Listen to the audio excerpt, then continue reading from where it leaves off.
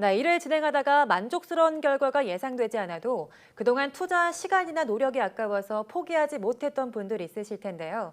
이런 심리는 왜 나타나는 걸까요? 네, 오늘 생각연구소에서는 콩코드 오류에 대해 알아보겠습니다. 연세대학교 심리학과 이동기 교수와 함께합니다. 네, 교수님 안녕하세요. 안녕하세요. 네, 안녕하십니까. 네, 콩코드 하면 사실 여객기잖아요. 네네. 뭔지 알겠는데 콩코드 오류하면 좀 낯섭니다. 네. 어떤 걸 의미하는 건가요? 콩코드 회사가 실패했던 사례를 말하는 겁니다. 아, 간단하군요. 예. 뭐 좀 더 쉽게 말하면은 들인 게 얼만데 이러고 있다 결국은 훨씬 경제적 피해를 더 봤다. 예. 이런 경제적으로는 매몰 비용이란 말이 있습니다. 네. 왜냐하면 이미 비용이 들어가서 또 매몰이 됐는데 다시 되돌릴 수 없는 비용이잖아요. 네, 예, 그래서 얘기를 하는데 사실 이게 저 콩코드 비행기가 상당히 흥미로운 겁니다. 그러니까 1969년에 프랑스하고 영국이 합작을 해서 만든 비행기인데요. 초음속 비행기였어요. 네. 아, 예를 들어서 그 당시에 뉴욕에서 파리까지 왔다 갔다 할 때 평균 8시간이 걸리거든요. 네. 근데 이거는 마하 2의 네. 속도로 가기 때문에 3시간 반이면 출발을 했어요. 어, 이게 엄청나죠. 네. 네. 대신에 비용은 보통 비행기의 3배에서 많게는 15배까지. 15배요. 네. 사실 이제 경제 사정이 별로 안 좋았거든요 그때. 네, 네. 뭐 석유 파동도 있고 경제 공황도 오고 그래서 그러다 보니까 점점 이게 사람들이 많이 안 타게 된 거죠.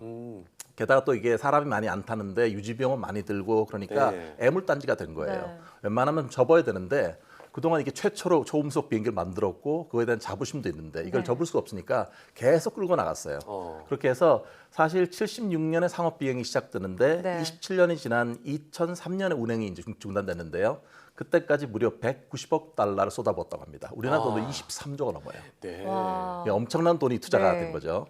근데 네, 그 네. 결정적인 계기가 뭐였냐면은 2000년도에 이게 이제 뭐 비행기에서 금속 하나가 떨어져 나와가지고 이게 타이어 펑크를 내고 그 연료통을 통과해갖고 결국은 사고가 109명이 났죠. 사고 나서 예. 폭발 사고로 109명이 전원 사망을 했어요. 그 뒤로 이제 몰락이 되고 그러다 보니까 뭐 정말 최초의 음속 비행기 물론 그전에 딴 것도 있었지만 상용화된 음속 네. 비행기가 이제 사라지게 돼서 박물관에 있다고 합니다. 아, 박물관에 있군요. 네. 나 이런 콩코드 오류를 우리 일상에서도 많이 볼 수 있을 것 같은데요. 예를 들면 어떤 게 있을까요? 그 요즘 참 문제가 많이 되는 것 중에 하나가 이제 데이트 폭력이 있잖아요. 그렇죠, 네. 네, 사실 제가 통계를 보니까 2017년 이후에는 데이트 폭력으로 입건된 사람이 10,000명이 넘었습니다. 아, 그렇게 예, 그 많군요. 정도로 심각한데 예. 특히 이제 데이트 폭력의 피해자들 중에서 일부는 전부가 그런 건 아닙니다만은 이 관계가 분명히 폭력적인 걸 알고 이게 전망이 없다는 것도 아는데도 집착을 하고 끝까지 이렇게 매달리는 사람들이 있어요. 일종의 네. 콩코드 오류가 일어나고 있는 네. 거죠. 네. 그동안 투입됐던 어떤 관계 시간을 이것 때문에 앞으로의 어떤 그런 그 전망이 없으면서 계속 매몰되는 거죠 관계에. 네. 근데 사실 이제 이런 거가 보면은 이런 생각도 있는 것 같아요.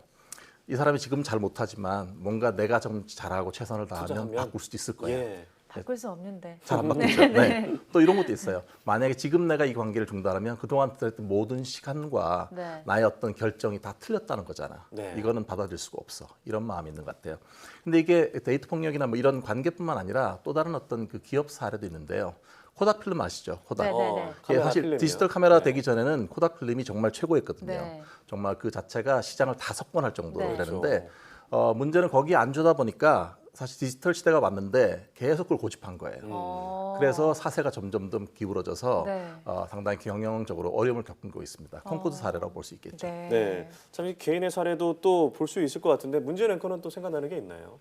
저는 원래 하고 싶은 공부가 있었는데 하다 보니까 적성이 안 맞더라고요. 네. 근데 네. 뭐 1년, 2년 공부를 하는 게 너무 아까워서 아. 좀 더 공부를 하다가 지금 포기하고 이 직업을 뭐 가졌습니다. 공부를 남았지 해야겠다. 않을까? 공부하신 거 남아있지 않을까요? 아, 공부하는 건 남아있을 수 있는데 지금 이 직업이랑 완전 다른 거였어가지고 아, 네.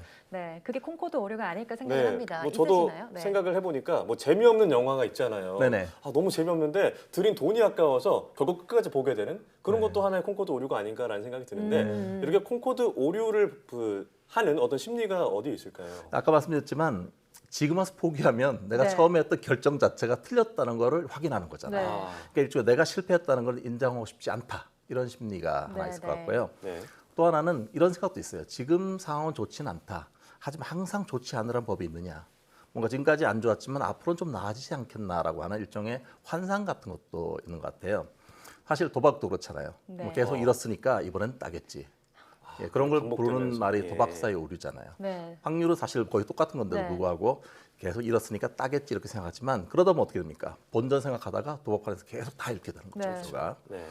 그 사회심리학자인 켈리와 여러 연구자들이 연구를 해보니까 사람들은 특정한 관계에 이미 자원을 투자하고 나면은 돈이 계속 들어가고 네. 관계가 계속 그 힘든데도 불구하고 이걸 유지하려고 하는 경향성이 있다고 해요. 그러니까 보면은 사실 서로 안 맞는데도 오랫동안 결혼한 사람들은 헤어지기 어렵거든요. 예, 그런데 한 번 헤어진 사람은 다음번 누굴 만났을 때는 만난 지 얼마 안 될 경우는 헤어질 가능성이 더 많다고 합니다. 아, 정말 그런가요? 그 보니까 콩코드 오류처럼 지금까지 투자한 게 좀 아까워서 손해를 보는 경우들이 있잖아요. 이렇게 되면 어떤 문제가 발생할 수 있을까요? 당연히 경제적 피해가 생기겠죠. 네. 일단 당연히 투자 대비 이익이 지금 없는데 네. 하루하루 더 계속 손실이 일어나는 그런 일이 생기고요.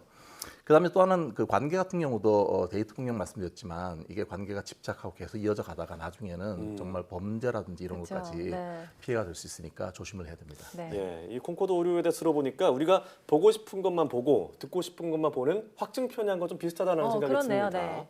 자, 확증 편향이 클수록 콩코드 오류가 좀 많이 일어나는 것 같다는 생각이 드는데요. 지금 말씀하신 것처럼 보고 싶은 것만 보고 듣고 싶은 것만 듣고 믿고 네. 싶은 것만 믿는다. 예. 이게 확증 네, 편향인데요. 네, 네.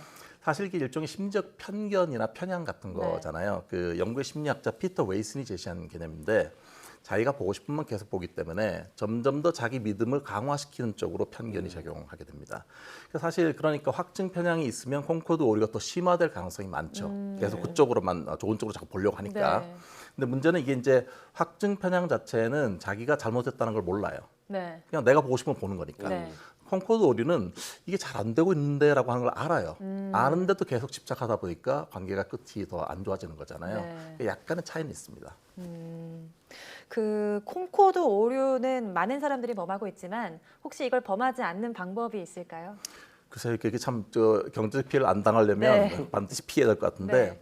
그 목표라고 하는 걸 좀 생각할 필요가 있는 것 같아요. 네. 목표는 물론 앞을 예측해 세우지만 네. 목표를 바꾸지 말아야 한다는 생각으로 좀 자유로워져야 돼요. 그러니까 네. 상황이 안 좋으면 목표는 언제든지 재조정할 수 있다라고 네. 하는 게 중요할 것 같고요.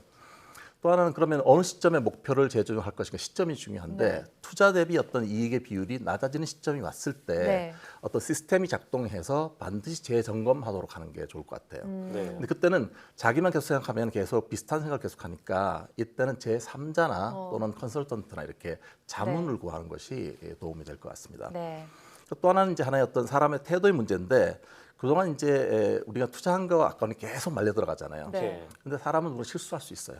실수를 통해서 뭘 배우느냐가 중요하니까 실수를 통해서 배워서 승화시키는 태도가 필요하지 한 번 한 걸 계속 붙잡고 하는 그런 거는 네. 좀 바꿔야 될 것 같습니다. 네. 예, 참 오늘 콩코드 오류에 대해서 얘기를 나눠봤는데 좀 생소한 표현이었지만 우리가 앞으로 살면서 자주 부딪힐 일인 것 같습니다. 그쵸. 네. 때로는 뭐 현실 인정, 빠른 포기가 도움이 된다는 것을 잊지 않아야겠는데요. 네. 네, 오늘 말씀 고맙습니다. 네, 고맙습니다.